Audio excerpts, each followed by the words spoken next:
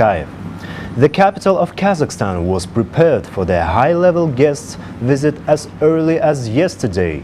The central streets along the route of the foreign president's motorcade were adorned with the flags of this African nation. Now you can see that the president of Guinea-Bissau has arrived to the Akorda, the presidential residency of President of Kazakhstan. And here he will be welcomed by the head of state, Kassym-Jomart Tokayev. The official ceremony has ready to start, to kick off. Everything is ready to meet the high-level guest. The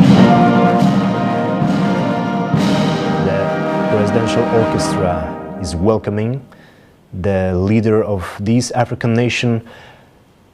Now you can see that he's welcoming the Kazakh delegation. All the ministers are shaking the hands of the leader of this African nation.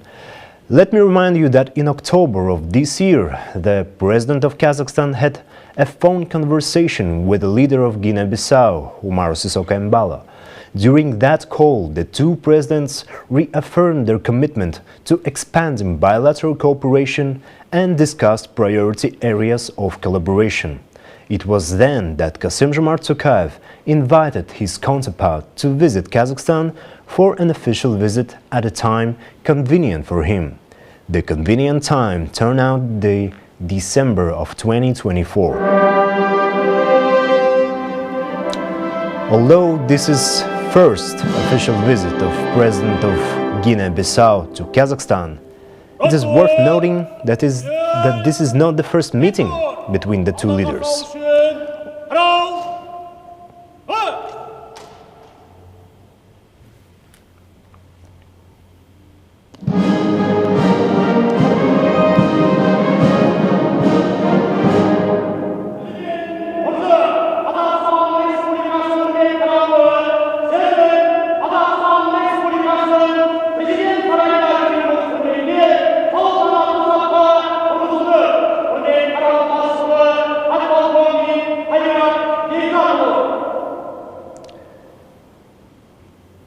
The welcoming ceremony, as beautiful as always.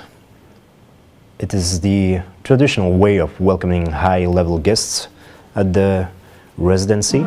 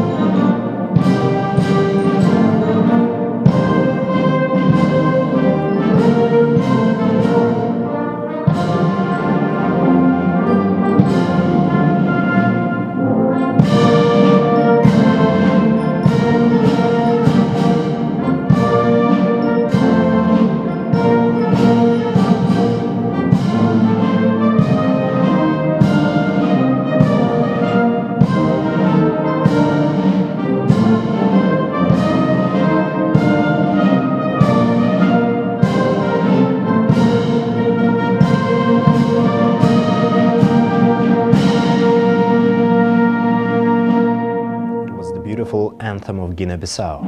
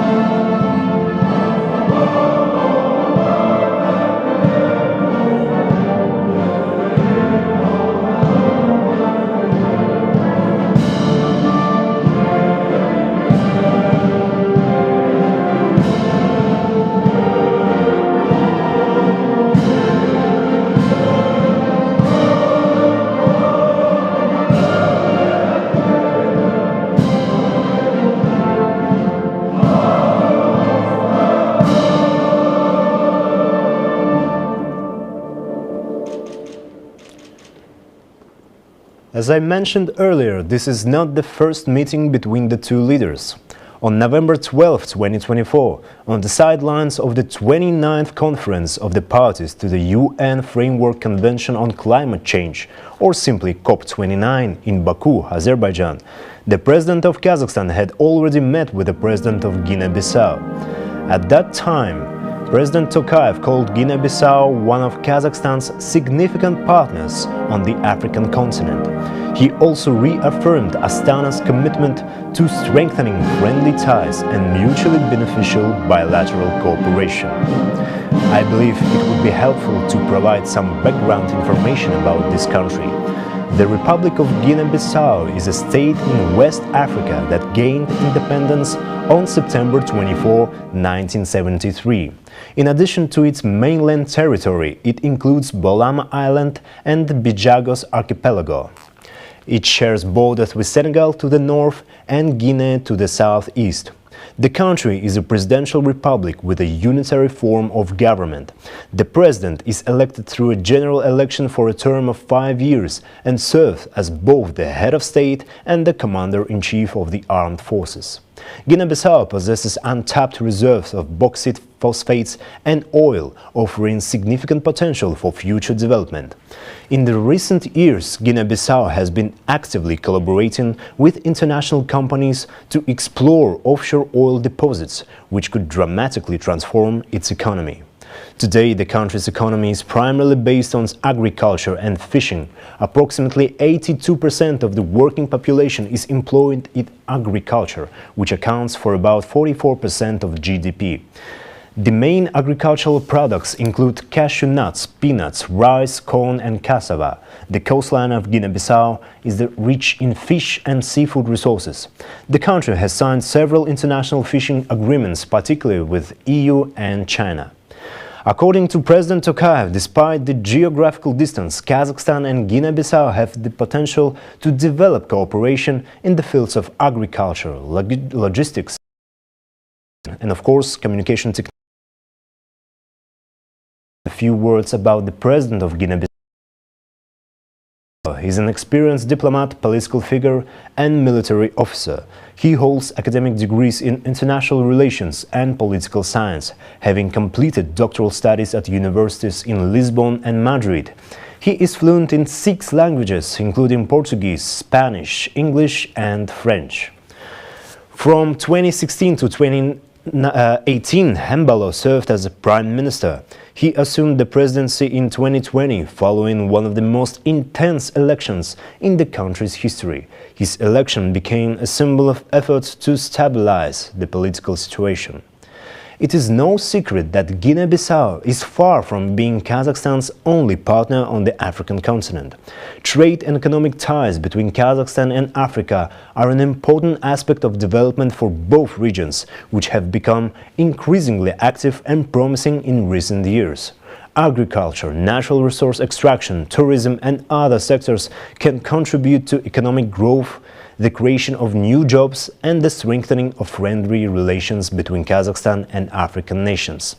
Since the 1990s, the Republic of Kazakhstan has maintained trade and economic relations with African countries. Diplomatic ties connect Kazakhstan with more than 20 nations in the region. Another promising area of cooperation is natural resource extraction. Kazakhstan is rich in various minerals including oil, gas, uranium and copper. Africa too possesses significant natural resources such as oil, gas, diamonds and gold. However, despite these opportunities, trade and economic ties between Kazakhstan and Africa face several challenges and obstacles. The lack of direct air routes and transportation links, as well as differences in legal and business practices, can hinder the development of trade and investments. It is likely that all these issues will be discussed today between the leaders of two countries. What agreements will be signed and what goals of President of Kazakhstan and Guinea-Bissau will set for government, we will find out later.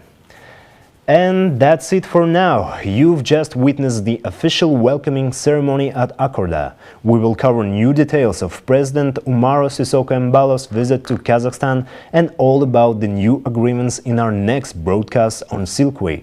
We will provide a detailed analysis of the visit outcomes, so stay tuned and keep watching Silkway TV channel.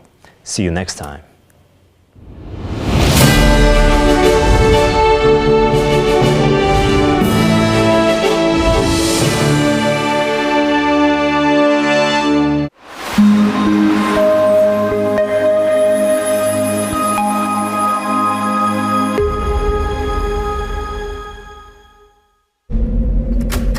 Ғасырлар бойы жалғасқан ұлы жібек жолының қайта жаңғыруы.